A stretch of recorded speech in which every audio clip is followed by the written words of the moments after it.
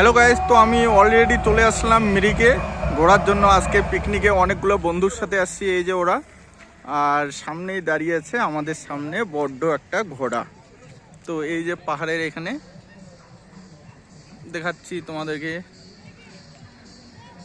এইখানে যা লুক আছে আমার মনে হয় না যে অন্য কোথাও পাওয়া যাবে। দেখতেই পাচ্ছো এই যে ঘোড়া একদম সামনে দেখো। এই ঘোড়ায় যদি উঠতে চাও 200 টাকা দিতে হবে 500 মিটার যাওয়ার জন্য। খুব সুন্দর একটা জায়গা এটা।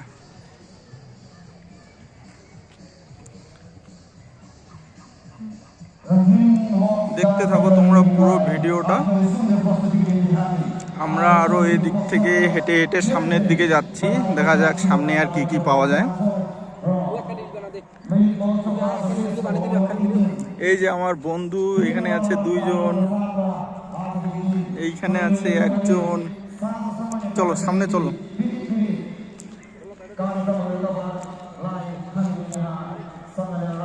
যদি কেউ ঘুরতে আসতে চাও তাহলে একবার হইলেও ওই মিরিকে এসে ঘুরে যাও, তোমার খুব ভালো লাগবে মিরিক জায়গাটা। এই দেখো এখানকার লুকটা দেখো একবার, যে কত সুন্দর লাগে।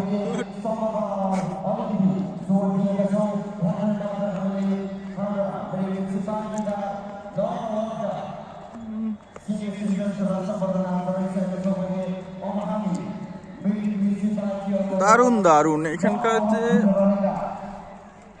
মানে কি বলবো আর, যে এত সুন্দর এখানকার জায়গাটার যে ভিউ আসতেছে, খুব সুন্দর জায়গা, একেবারেই ঠান্ডায় ভরা।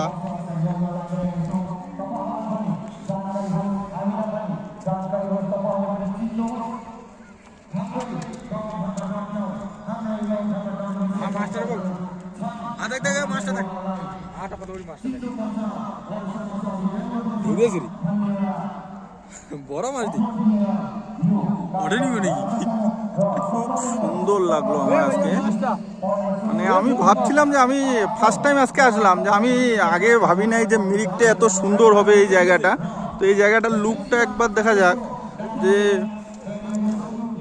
এত সুন্দর লাগতেছে এখানকার।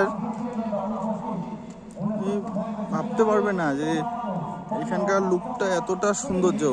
এখানে সব কিছু পাওয়া যায় তোমার। ওই যে পাহাড়ের উপরে আমি একটু জুম করে দেখানোর চেষ্টা করব। এটা খুব সুন্দর একটা শহর আর কি, যেটা বলতে গেলে পরে।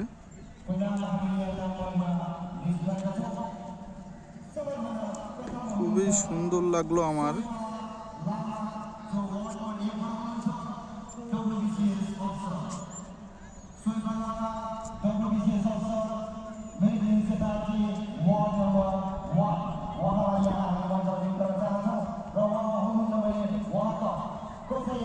তো এই পর্যন্তই ভিডিওটা শেষ করলাম। আমি যাওয়ার পথে আবার রাস্তার ভিডিওগুলো করব, যে এত টার্নিং পড়ে তোমার পাহাড়ে উঠলে পরে।